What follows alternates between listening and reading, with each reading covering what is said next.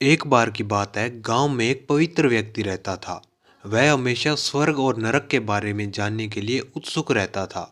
एक दिन वह पवित्र व्यक्ति भगवान से मिला। जब वह भगवान से मिला तो उसने पूछा, प्रभु, क्या आप मुझे बता सकते हैं कि स्वर्ग और नरक कैसा दिखता है? तब भगवान मुस्कुराए और उसे एक दूसरी दुनिया में ले गए। वहां वे दो दरवाजे के सामने खड़े थे। भगवान ने उसे जाने के लिए कहा और प्रत्येक दरवाजे के अंदर खुद जाकर देखने के लिए कहा। पवित्र व्यक्ति ने जाकर पहला दरवाजा खोला। वहां उसने एक बड़ी गोल मेज देखी जिसके चारों ओर काफी लोग बैठे थे। मेज के बीच में स्वादिष्ट सूप का एक बड़ा सा बर्तन रखा गया था। वहां बैठे सभी लोगों के हाथ में बहुत लंबे चम्मच थे। मेज के बीच में स्वादिष्ट सूप के बर्तन तक पहुंचने के लिए ये चम्मच काफी लंबे थे, लेकिन लंबे चम्मच होने के कारण भोजन से भरा चम्मच लोग मुंह में नहीं ले पा रहे थे। लंबे चम्मच की वजह से खाना न खा पाने के कारण वे सभी दुबले पतले और काफी बीमार लग रहे थे और वहां के लोग काफी ज्यादा दुखी थे। वहां पीड़ित लोगों के दुख को देखकर पवित्र व्यक्ति कांप उठा और वह उस कमरे से बाहर आया और उसने दूसरे कमरे का दरवाजा खोला। दूसरा कमरा बिल्कुल पहले कमरे जैसा ही था। बड़ी गोल मेज और उसके बीच में एक स्वादिष्ट सूप का बड़ा सा बर्तन रखा हुआ था। वहां बैठे लोगों के हाथ में भी काफी लंबे चम्मच थे,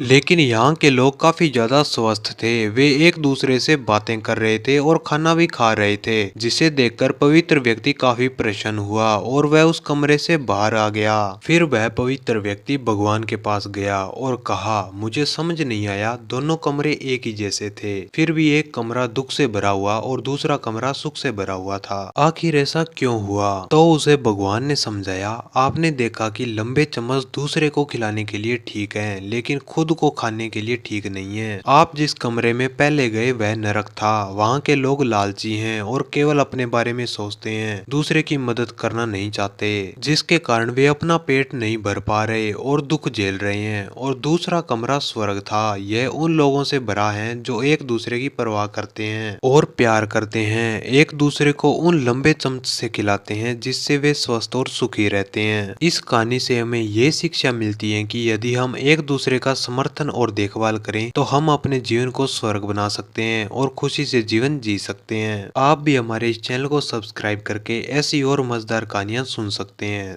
धन्यवाद।